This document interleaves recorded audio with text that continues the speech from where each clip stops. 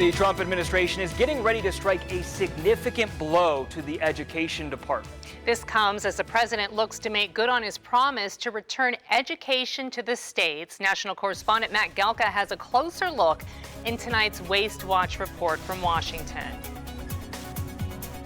An executive order abolishing the Department of Education is imminent, according to a new report from the Wall Street Journal. The outlet reports that a draft issues the directive to take all necessary steps to facilitate the closure of the Education Department based on the maximum extent appropriate and permitted by law. The push to close down the department is getting pushback from Democrats. What you do want is an educated electorate, but not if you're Donald Trump and his cult-like members.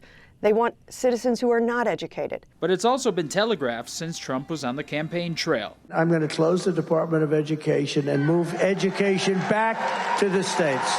Dismantling the department also follows the blueprint that the controversial Project 2025 laid out. The plan calls for offices moving to other agencies, including the Office of Civil Rights going to the Justice Department, and moving the more than $1.6 trillion of student loans DOE manages over to the Treasury Department.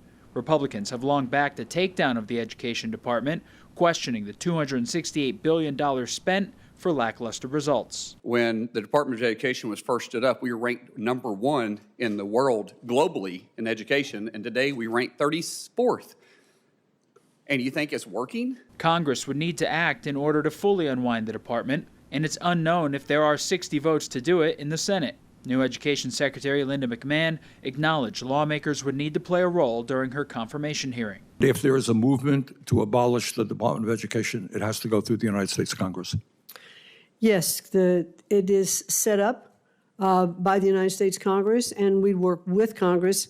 It clearly cannot be shut down without it. Department of Education probationary employees have already been let go, and other employees have been offered buyouts to voluntarily quit the agency as the Trump administration continues to try and chip away at it. Reporting in Washington, I'm Matt Galka.